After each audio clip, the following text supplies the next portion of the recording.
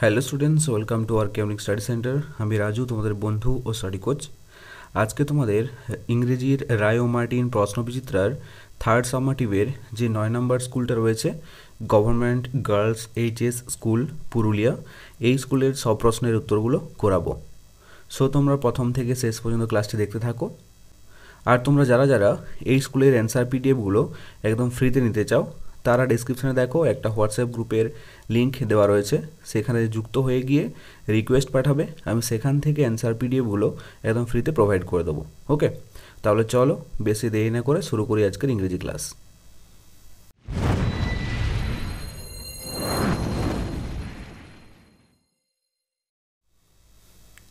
দেখো তোমাদের সিনে কি বলেছে, read the following passage and answer the questions given below. প্যাসেজটা ভালো করে পড়ো এবং নিচে দেওয়া প্রশ্নগুলির উত্তর করো। তাহলে দেখো, it was a bright and sunny morning. এটা ছিল উজ্জ্বল এবং রোদ ঝলমলে সকাল। A large group of young boys gathered in the woodland with their bows and arrows. A large group of young boys, যুবক বালকদের একটা বড় দল, গেদার্ড জড়ো হয়েছিল, ইন দ্য উডল্যান্ড বনভূমিতে, with their bows and arrows তাদের তীরধনুক নিয়ে। But they were not just ordinary boys, কিন্তু তারা কোনো সাধারণ ছেলে ছিল না। They were the 5 Pandavas and the 100 Kauravas. তারা ছিল পঞ্চপাণ্ডব এবং শতকৌরব। The 5 Pandava brothers and 100 Kaurava brothers were cousins. পঞ্চপাণ্ডব এবং শতকৌরবরা ছিল কাকাতো ভাই। But a fierce rivalry between them began to grow even when they were only children. কিন্তু তাদের মধ্যে একটা প্রতিদ্বন্দ্বিতা শুরু হয়েছিল যখন তারা ছোট ছিল, তখন থেকে। The royal children learned the skills of using weapons from Dronacharya.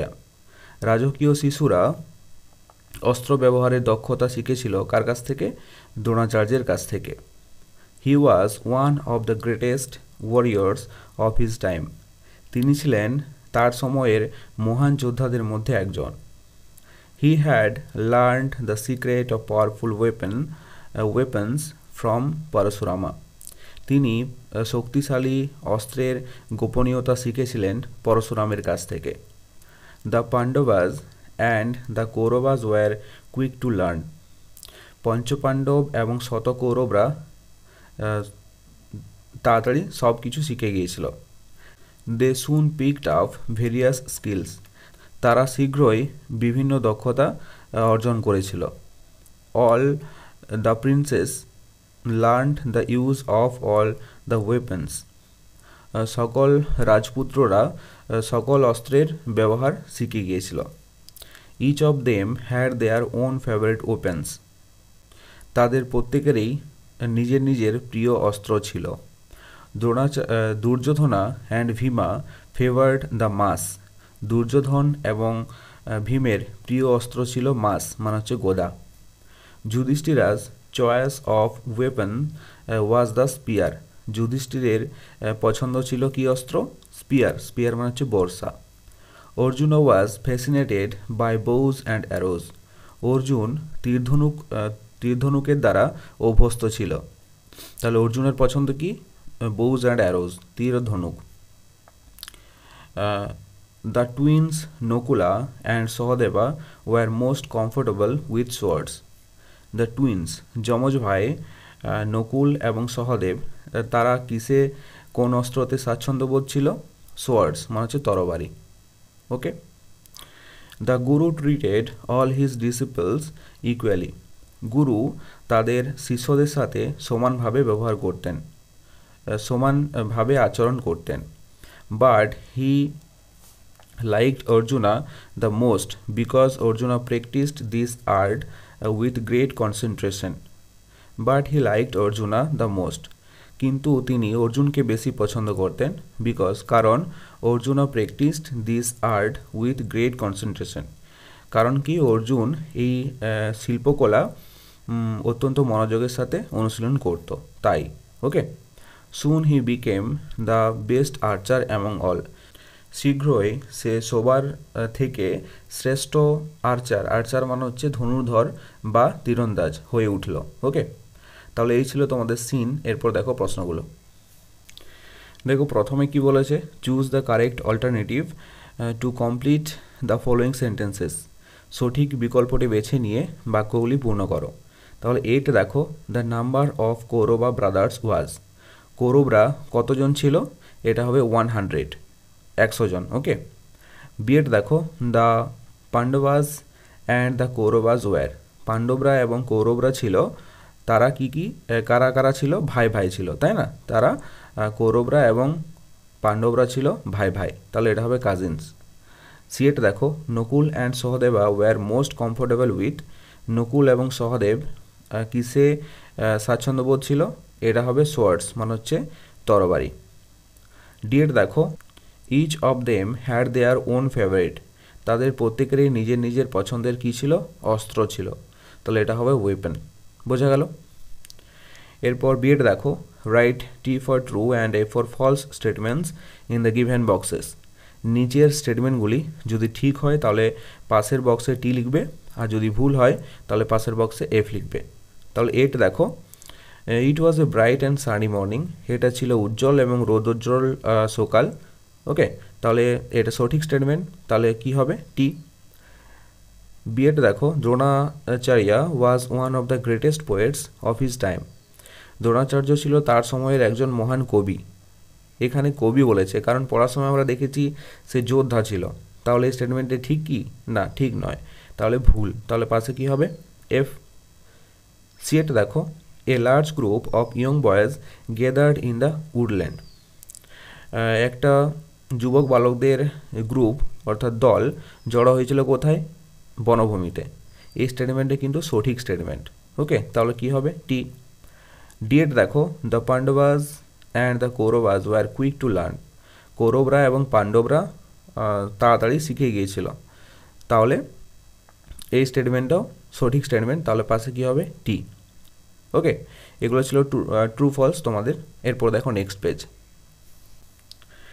এরপর দেখো সিএটটা, অ্যান্সার দ্য ফলোয়িং কোশ্চেন্স।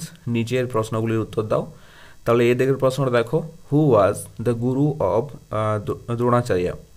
দ্রোণাচার্যের গুরু কে ছিলেন, তাহলে এর উত্তরটা দেখো, দ্য গুরু অফ দ্রোণাচার্য ওয়াজ পরশুরামা। দ্রোণাচার্যের গুরু কে ছিলেন, পরশুরাম। এরপর বিএড দেখো, what was the favourite weapon of Arjuna. অর্জুনের পছন্দের বা প্রিয় অস্ত্র কী ছিল। আমরা দেখেছি পড়ার সময় তার প্রিয় অস্ত্র ছিল বোজ অ্যান্ড অ্যারোস, তাই না? তাহলে এটা হবে, the favourite weapon of Arjuna was bows and arrows. অর্জুনের পছন্দের বা প্রিয় অস্ত্র ছিল তীর এবং ধনুক। এরপর দেখো ডিএডটা, find out the opposites of the following words from the above passage.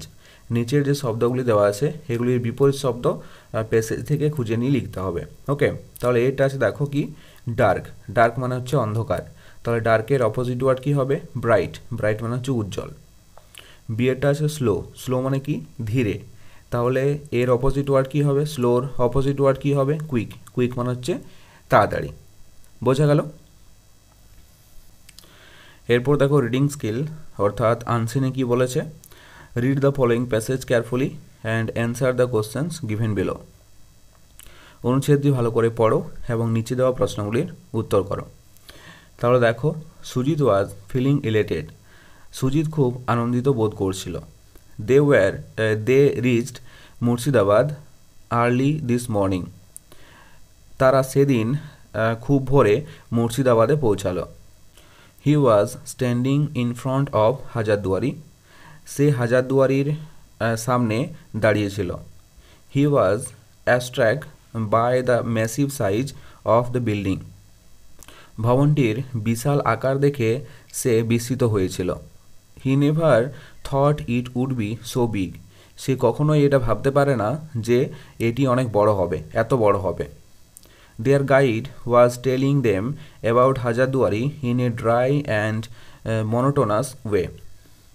তাদের গাইড বলতে গাইড মানে হচ্ছে কোথাও যদি তোমরা ঘুরতে যাও সেখানে দেখবে কিছু লোক থাকে, যে যে লোকগুলো কি করবে, তোমাদেরকে সব কিছু বলে বলে যাবে, প্রত্যেকটা জায়গায় এক্সপ্লেন করে যাবে, তাদেরকে গাইড বলে। ওকে, তাহলে তাদের গাইড কি করলো, তাদেরকে হাজারদুয়ারির সম্পর্কে বলতে লাগলো in a dry and monotonous way, শুষ্ক এবং একঘেয়ামিভাবে। It was build in the 19th century during the reign of Nawab Najib Humayun Jah. এটা তৈরি হয়েছিল ঊনবিংশ শতকে নবাব নাজিব হুমায়ুন জার আমলে। দ্য প্যালেস ইজ হিউজ, প্রাসাদটি ছিল বিশাল। ইট হ্যাজ 114 রুমস, এটাতে ছিল 114টি কক্ষ। ইট ওয়াজ 1000 ডোরস, এবং 1000টি দরজা। অফ হুইচ 100 আর ফলস, যেটাতে 100টা ছিল অকার্যকর, মানে কোনো কাজের নয়। ওকে, তাহলে আনসিনটা হলো। এরপর দেখো প্রশ্নগুলো। প্রথমে কি বলেছে, fill in the blanks with information from the above passage. অনুচ্ছেদ থেকে তথ্য নিয়ে শূন্যস্থানগুলি পূরণ করো। তাহলে এটা দেখো, Hazarduari is in dash district, Hazarduari কোন জেলাতে অবস্থিত, এটা হবে মুর্শিদাবাদ। বিয়েটা দেখো, হাজারদুয়ারি হ্যাজ ড্যাশ রুমস, হাজারদুয়ারির কতগুলো কক্ষ ছিল, এটা হবে 114, 114টি। সিয়েট দেখো, the guide was talking in a dash way, কীভাবে তাদের গাইড তাদেরকে বলছিল, এটা হবে ড্রাই অ্যান্ড মনোটোনাস, শুষ্ক এবং একঘেয়ামিভাবে। ওকে, এরপর দেখো ট্রু ফলসগুলো। এটা কি বলেছে, দ্য প্যালেস ওয়াজ স্মল, প্রাসাদটি ছিল ছোট, তাহলে এটা ভুল স্টেটমেন্ট, তাহলে কি হবে এফ। বিয়েটা দেখো, ইট হ্যাজ 100 ফলস ডোরস, এটাতে ছিল 100টি অকার্যকর দরজা। এই স্টেটমেন্টটা সঠিক স্টেটমেন্ট, তাহলে পাশে কি হবে টি। সিয়েটা দেখো, Sujit was abstract to see the building, ভবনটি দেখে সুজিত অবাক হয়েছিল, এটা সঠিক স্টেটমেন্ট, তাহলে পাশে কি হবে টি। এরপর দেখো কি বলেছে, match the following words with their meanings. বাঁ দিকে কিছু শব্দ দেওয়া আছে এবং ডান দিকে সেই শব্দগুলির মানে দেওয়া আছে, মিনিং ওয়ার্ড দেওয়া আছে, সেগুলিকে কি করতে হবে, মেলাতে হবে। ওকে, তাহলে এটা আছে দেখো ইলেটেড, ইলেটেড মানে হচ্ছে আনন্দিত হওয়া, তাহলে এটার সাথে কোনটা হবে, হ্যাপি, হ্যাপি মানে খুশি হওয়া, তাই না, তাহলে এটার সাথে এটা মিলিয়ে দাও, হ্যাপি। ওকে, বিয়েটা আছে ম্যাসিভ, ম্যাসিভ মানে কি, ম্যাসিভ মানে হচ্ছে তোমার বড়, বিশাল, তাহলে এটা হবে বিগ, তাই না। সিয়েট দেখো অ্যাবস্ট্র্যাক্ট, অ্যাবস্ট্র্যাক্ট মানে হচ্ছে বিস্মিত হওয়া বা অবাক হয়ে যাওয়া, তাহলে এটা হবে সারপ্রাইজ। ডিএটা আছে মনোটোনাস, মনোটোনাস মানে হচ্ছে একঘেয়েমি, তাহলে এটা হবে বোরিং, বোরিং মানে হচ্ছে একঘেয়েমি, বিরক্তিকর। ওকে, ক্লিয়ার। এরপর ডিএটা দেখো, underline the adverbs in the following sentences and classify them in the given chart. নিচের যে বাক্যগুলো দেওয়া আছে এগুলির মধ্যে অ্যাডভার্ব যেগুলো আছে সেগুলো নিচে দাগ দিতে হবে এবং এখানের ঘরে লিখতে হবে, ঠিক আছে, কোনটা অ্যাডভার্ব অফ টাইম, কোনটা অ্যাডভার্ব অফ ম্যানার, কোনটা অ্যাডভার্ব অফ প্লেস। ওকে, তাহলে প্রথমে সেন্টেন্সে দেখো, আই অ্যাম স্টাডিং নাও, আমি এখন পড়াশোনা করছি, তাহলে নাও এটা কী বোঝাচ্ছে, এখন, সময় বোঝাচ্ছে, তাহলে নাওটা হবে অ্যাডভার্ব অফ টাইম। তারপর আছে বিয়েরটা আছে দেখো, দ্য বাস মুভড স্লোলি, ধীরে ধীরে যাচ্ছে, এটা একটা গুণ বোঝাচ্ছে, তাই না, তাহলে এটা হবে অ্যাডভার্ব অফ ম্যানার, স্লোলি। এরপর আছে দেখো কাম হিয়ার, এখানে এসো, এখানে এসো বলতে কি বোঝাচ্ছে, এখানে একটা জায়গা বোঝাচ্ছে, তাই না, এখানে একটা জায়গা, তাহলে এটা হবে অ্যাডভার্ব অফ প্লেস, হিয়ারটা হবে অ্যাডভার্ব অফ প্লেস, বোঝা গেল। এরপর দেখো গ্রামার অ্যান্ড ভোকাবুলারিতে কী বলেছে, fill in the blanks with the correct forms of the verbs given in the brackets, বন্ধনীর মধ্যে সঠিক ভার্বটা বেছে নিয়ে শূন্যস্থানে লিখো। তাহলে এটা আছে দেখো, I dash to school everyday, এটা হবে I go to school everyday, আমি প্রতিদিন স্কুলে যাই, তার জন্য এখানে গো হয়েছে। যদি ইয়েস্টারডে থাকতো বা লাস্ট স্যাটারডে থাকতো এরকম কিছু কথা থাকলে তাহলে এটা হতো ওয়েন্ট। ওকে, মানে পাস্ট টেন্সে বোঝালে এটা ওয়েন্ট হতো। এরপর বিট দেখো, the boys dash football yesterday. এখানে দেখো ছেলেগুলো কি করছে, গতকাল ফুটবল খেলেছিল। ইয়েস্টারডে মানে হচ্ছে গতকাল, তাহলে এটা প্লে না হয়ে প্লেড হবে। ওকে, ভার্বের সঙ্গে ইডি যোগ হলে কি হয়, পাস্ট টেন্স হয়, তাই না? তাহলে এটা হবে the boys played football yesterday. সিএরটা আছে দেখো, লাস্ট সানডে। এখানে দেখো লাস্ট সানডে মানে কি, গত রবিবার, মানে পাস্ট টেন্স বোঝাচ্ছে, তাহলে এটা হবে ইডি যোগ হবে। পাস্ট টেন্স বোঝাচ্ছে মানে হচ্ছে ইডি যোগ হবে, তাহলে এটা হবে last Sunday Rohit visited the zoo. গত রবিবারে রোহিত চিড়িয়াখানাতে গিয়েছিল। ক্লিয়ার? এরপর দেখো চারেরটা কি বলেছে, fill in the blanks with appropriate prepositions given in the list below. নিচের লিস্ট থেকে প্রিপোজিশনসগুলো বেছে নিয়ে শূন্যস্থানে বসাতে হবে। তাহলে এটা দেখো, দ্য ডগ ইজ সিটিং, এটা হবে টেবল। বিয়েরটা আছে দেখো, দ্য টিচার এন্টার্স, এটা হবে ইনটু দ্য ক্লাসরুম। সিএটা দেখো, আই কেপ্ট দ্য বুক, এটা হবে দ্য ডেস্ক। ডিএটা আছে দেখো, দ্য চাইল্ড ইজ হাইডিং, এটা হবে বিহাইন্ড দ্য ট্রি। ওকে, এরপর পাঁচের দেখো, underline the personal pronoun and the possessive pronoun from the following sentence and classify them in the given chart. নিচের যে বাক্যটি দেওয়া আছে, এই বাক্যটির থেকে কোনটা পার্সোনাল প্রোনাউন এবং কোনটা পজেসিভ প্রোনাউন তার নিচে দাগ দিয়ে নিচে ছকে লিখতে হবে। তাহলে আছে উই লাভ আওয়ার স্কুল, এখানে উইটা হবে পার্সোনাল প্রোনাউন আর আওয়ারটা হবে পজেসিভ প্রোনাউন। ওকে, তাহলে উইটা পার্সোনাল প্রোনাউনের নিচে লিখব আর আওয়ারটা পজেসিভ প্রোনাউনের নিচে লিখব। বোঝা গেল? এরপর ছয়টা দেখো কি বলেছে, fill in the blanks with present continuous tense of the verbs given in the brackets. বন্ধনী থেকে ভার্বগুলো নিয়ে প্রত্যেকটা বাক্য প্রেজেন্ট কন্টিনিউয়াসে পরিণত করতে হবে। তাহলে দেখো এগুলো আমি খাতাতে ভালো করে দিয়েছি, দেখে নাও। দেখো প্রথমে সেন্টেন্সগুলো প্রেজেন্ট কন্টিনিউয়াস টেন্সে পরিণত করতে গেলে একটা রুল তোমাদেরকে ফলো করতে হবে। সেই রুলটা কি, প্রথমে থাকবে সাবজেক্ট, ওকে, তারপর থাকবে অ্যাম ইজ আর, তারপর থাকবে কি ভার্বের সঙ্গে আইএনজি যোগ, এবং শেষে থাকবে অবজেক্ট। এখানে দেখো সাবজেক্ট কোনটা, রোহান, তাই না? রোহান একটা সিঙ্গুলার বোঝাচ্ছে, একজন আছে, তাহলে সিঙ্গুলার বোঝাচ্ছে, তার জন্য হয়েছে ইজ। যদি প্লুরাল বোঝাতো তাহলে আর হতো, তাহলে ইজ হয়েছে। ভার্ব কী ছিল, ওয়াক, ভার্বের সঙ্গে আইএনজি যোগ, তাই হয়েছে ওয়াকিং টু স্কুল, এটা হচ্ছে অবজেক্ট। লাস্টে যেটা থাকবে সেটা হচ্ছে অবজেক্ট, তাহলে এটা হয়েছে Rohan is walking to school. এরকম নিয়মটা প্রত্যেকটারই একই হবে। বিয়েরটা দেখো, দে আর, এখানে দে মানে তাহারা, এখানে প্লুরাল বোঝাচ্ছে তার জন্য আর হয়েছে। ভার্ব কী ছিল, প্লে, ভার্বের সঙ্গে আইএনজি যোগ, কি হয়েছে, playing. Football, object football. Okay, তাহলে এটা হবে দে আর প্লেয়িং ফুটবল। সিএটা দেখো, আই অ্যাম, আইয়ের পরে অ্যাম বসে, কাম ছিল ভার্ব, তাহলে আইএনজি যোগ হবে শেষে, তাহলে এটা হবে coming. I am coming to your home, to your home এটা হচ্ছে অবজেক্ট। ক্লিয়ার? বোঝা গেল? এরপর সাথেটা দেখো, fill in the blanks with appropriate articles a and the. শূন্যস্থানগুলিতে সঠিক আর্টিকেল এ অ্যান্ড দি বসাও। তাহলে এটা দেখো, আই হ্যাভ সিন, এটা হবে দ্য তাজমহল, কারণ দ্য তাজমহল একটা কি বিশেষ কোনো স্মৃতিসৌধ বোঝাচ্ছে। কোনো জায়গার নাম বা কোনো দেশের নাম বা কোনো পাহাড়ের নাম, নদীর নাম যদি বোঝায় তার আগে কি বসে, দা বসে। বিয়েরটা আছে দেখো, my father is a teacher, এখানে এ কেন বসেছে, কারণ ওয়ার্ডের ফার্স্ট লেটারটা কি আছে, কনসোনেন্ট থাকলে তার আগে এ বসে। সিএটা দেখো, he is dash honest man, he is এটা হয়েছে অ্যান অনেস্ট ম্যান। এখানে কনসোনেন্ট আছে, তা সত্ত্বেও এ না হয়ে অ্যান হয়েছে কেন বলতো, কারণ উচ্চারণটা ভাওয়েল দিয়ে শুরু হচ্ছে, হনেস্ট নয়, উচ্চারণটা হচ্ছে অনেস্ট, তার জন্য এখানে অ্যান হয়েছে।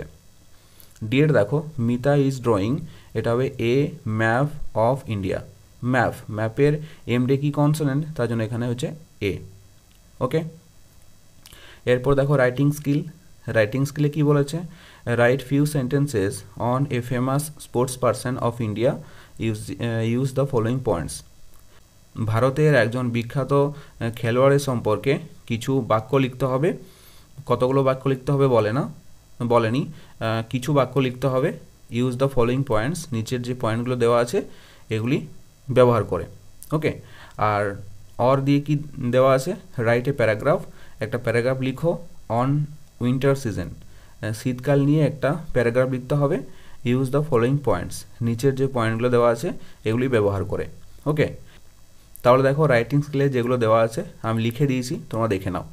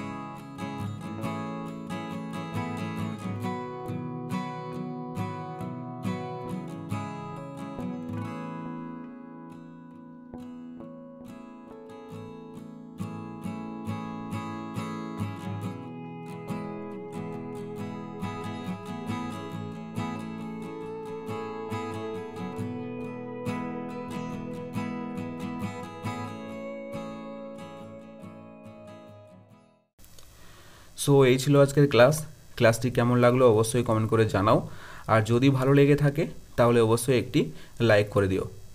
আর ছোট্ট বন্ধুরা, তোমরা যদি আমার চ্যানেল নতুন হয়ে থাকো তাহলে সাবস্ক্রাইব করতে একদম ভুলবে না, আর যারা অলরেডি সাবস্ক্রাইব করে নিয়েছো তাদেরকে অসংখ্য ধন্যবাদ। চলো দেখা হচ্ছে নেক্সট কোনো ইংরেজি ক্লাসে, ততক্ষণ পর্যন্ত বাই বাই, টেক কেয়ার।